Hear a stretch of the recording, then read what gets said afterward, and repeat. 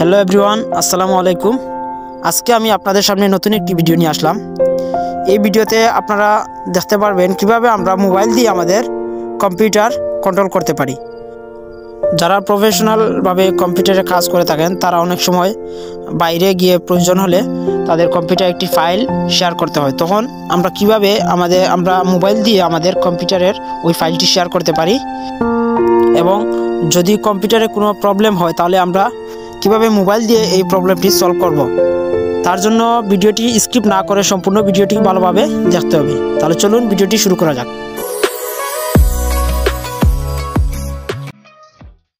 আমি আমার কম্পিউটার থেকে একটি ব্রাউজার ওপেন করলাম। তারপর এখানে গুগলে সার্চ করব আমরা এনিডেস্ক ডাউনলোড। তারপর এখানে কয়েকটি অপশন চলে আসবে। তারপর স্ক্রল করে আমরা নিচে চলে যাব। এখানে দেখতে পাচ্ছেন কয়েকটি ডাউনলোড অপশন চলে আসছে। এখান থেকে আমি এই অপশনটি বেছে নিলাম।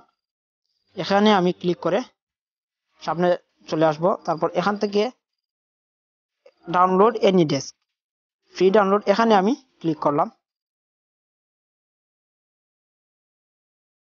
এবার আমি এরকম একটি ইন্টারফেস চলে আসবে। এখন আমি এখান থেকে আমাদের কয়েকটি ক্যাটাগরি দেখাচ্ছে, অ্যান্ড্রয়েড, উইন্ডোজ। এখান থেকে আমি উইন্ডোজ সফটওয়্যারটি ডাউনলোড করে নিলাম। এবার কিন্তু আমার সফটওয়্যারটি ডাউনলোড হচ্ছে। দেন আমাদের ডাউনলোড কমপ্লিট হওয়ার পর এখান থেকে আমরা, যারা কম্পিউটার এক্সপার্ট তারা এখান থেকেই সফটওয়্যারটি ওপেন করতে পারবেন। আদারওয়াইজ আমরা আমাদের কম্পিউটারের কর্নার থেকে, এখানে কর্নারে দেখতে পাচ্ছেন আমরা 3 ডট একটি অপশন আছে, এই অপশনে ক্লিক করে এখানে ডাউনলোড অপশনে চলে আসলাম। এবার এখান থেকে ইন দিস ফোল্ডার এই অপশনে ক্লিক করলাম। দেন আমার কম্পিউটারে যত ডাউনলোডকৃত ফাইল আছে এখানে শো করছে। এখান থেকে আমি এনিডেস্ক সফটওয়্যারের উপর ডাবল ক্লিক করলাম। দেন এরকম একটা ইন্টারফেস চলে আসবে। এই কোড দিয়ে আমরা কিন্তু লগ ইন করবো আমাদের মোবাইলে। তার জন্য আমি আমার মোবাইলে এখন এনিডেস্ক সফটওয়্যারটি ওপেন করার জন্য মোবাইলে চলে গেলাম। এখান থেকে আমি প্লে স্টোরে চলে আসলাম। প্লে স্টোরে আবারই এখানে সার্চ করব এনিডেস্ক সফটওয়্যারটি। তারপর এখান থেকে ডাউনলোড করে নিব। তারপর এরকম একটা ইন্টারফেস চলে আসবে। এখন আমার কম্পিউটারের ওই কোডটি আমি আমার মোবাইলে এখানে দিয়ে লগ ইন করবো। তার জন্য আমি কোডটি দিয়ে দিলাম। এবার এরকম একটা ইন্টারফেস চলে আসবে, একটু অপেক্ষা করতে হবে আমাদের। এখন কম্পিউটারের সাথে কানেক্টেড একটি মেসেজ চলে যাবে কম্পিউটার।